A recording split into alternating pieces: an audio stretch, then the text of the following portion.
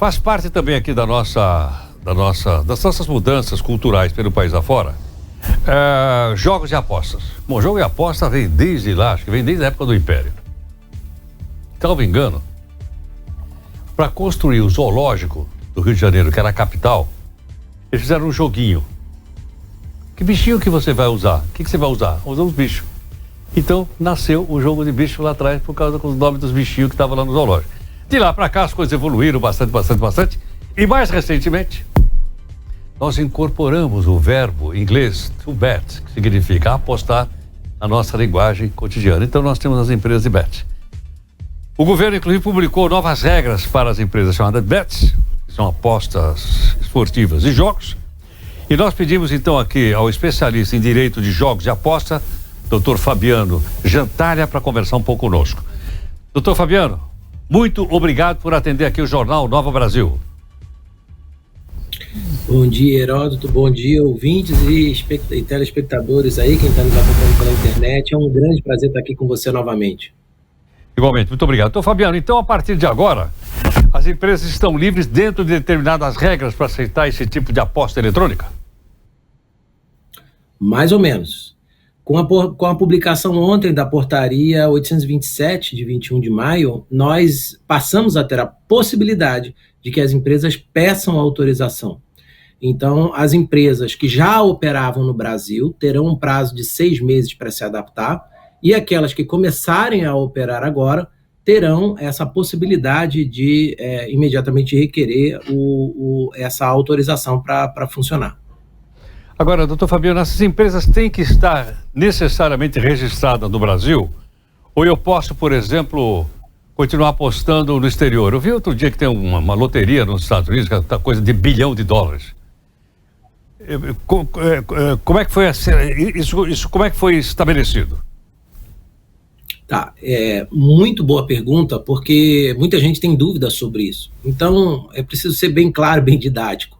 Em primeiro lugar, desde a Lei 14.790, que foi publicada em dezembro, 29 de dezembro do ano passado, já se estabeleceu a necessidade de que somente empresas estabelecidas aqui no Brasil, ou seja, com sede e administração no Brasil, possam efetivamente dar curso, e tanto ao recebimento de apostas quanto ao pagamento de prêmios. A questão é que, como essa lei ainda não estava plenamente em vigor, porque faltavam alguns, e ainda faltam alguns atos de regulamentação, não havia ainda uma proibição de remessa de valores. Então, funcionava mais ou menos assim: você podia, e ainda pode, fazer essas apostas no exterior, numa bet estabelecida no exterior, mas você ainda...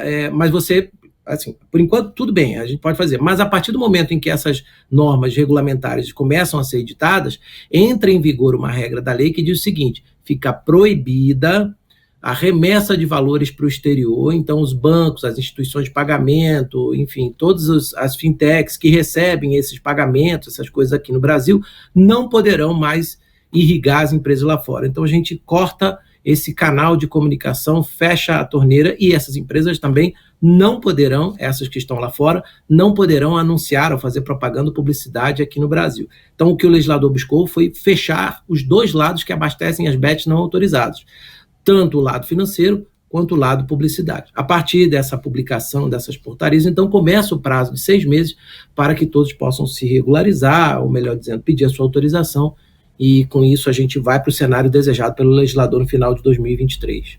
Doutor Fabiano, aparentemente parece que essas bets têm crescido bastante. Eu vejo, por exemplo, muitas publicidades e muito patrocínio das bets. Parece que é um mercado em expansão no Brasil, ou estou enganado?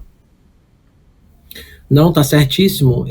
Não só em expansão, como nós somos os top 3 hoje dos mercados em termos de possibilidade de volume de negócios, porque o brasileiro ele tem uma rara combinação de fatores que nos favorecem. Em primeiro lugar, o brasileiro é muito engajado tecnologicamente, apesar de a gente ainda ter uma cobertura de internet relativamente baixa, mas o brasileiro é muito engajado. O brasileiro ele tem muita tranquilidade, o brasileiro médio, como a gente diz, ele tem muita tranquilidade em lidar com inovações tecnológicas, com inovações de produtos. O brasileiro recebe bem, culturalmente tem isso.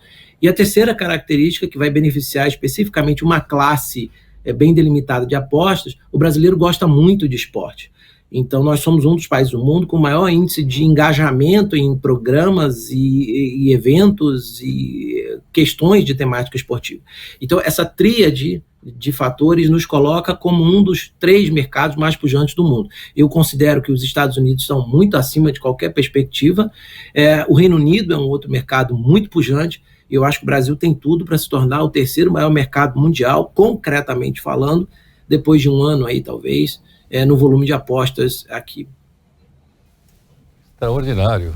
Então, o setor se abriu recentemente, não é isso, doutor Fabiano? Tem pouco tempo isso aqui, eu estou enganado.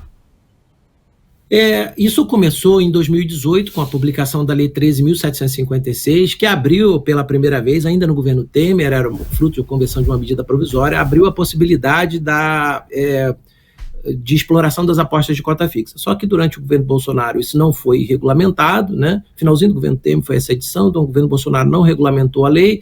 O governo Lula agora começou e já com um ano já editou os atos. Então a gente começou a tratar disso. Agora, Heródoto, eu quero aproveitar também para te dar como vocês dizem no jornalismo, um furo, né? Foi publicada hoje, agora há pouco. Vou prestar o máximo atenção agora. Isso aqui, a Nova Brasil aqui vai ter o furo aqui, talvez o primeiro veículo de imprensa a noticiar isso, que é o seguinte: acabou de ser publicada hoje de manhã no Diário Oficial, uma portaria interministerial, deixa eu pegar o número dela aqui, que trata desse assunto, uma portaria número 28, uma portaria interministerial do Ministério da Fazenda, Ministério do Esporte e da AGU, que vai amarrar todo esse procedimento de autorização. Então, assim, a portaria que foi publicada ontem, ela estabelece o procedimento de autorização, mas essa portaria publicada agora há pouco no Diário Oficial, ela estabelece aqui a possibilidade de concurso, ou seja, de atuação conjunta do Ministério do Esporte. Então, a partir de agora, não só o Ministério da Fazenda, ele vai fazer análise de todo o procedimento de autorização, vai ver se a empresa preenche, etc. E depois ele vai encaminhar para o Ministério do Esporte, que também tem que dar o ok.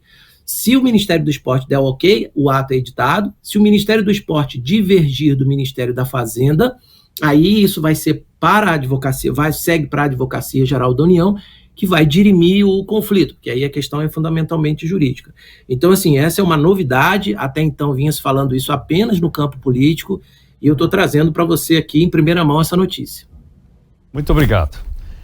Doutor Fabiano Jantaria, muito obrigado aqui por atender o Jornal da Nova Brasil e nos dar essa notícia que certamente vai mexer com todo o mercado. Muito obrigado. Por nada, um prazer, estou sempre à disposição de vocês para contribuir, para esclarecer, enfim. Ok, para a gente poder entender também, doutor Fabiano Jantaria, especialista em direito de jogos e apostas, participando aqui conosco. Olha, várias coisas surpreendentes. Essa portaria, por exemplo, vai mexer com o mercado vai ser correndo atrás agora, coisa que ele falou aqui para a regulamentação. Mas o Brasil é um dos 3. Estados Unidos, Reino Unido e Brasil. O pessoal gosta de um joguinho aqui. Ana.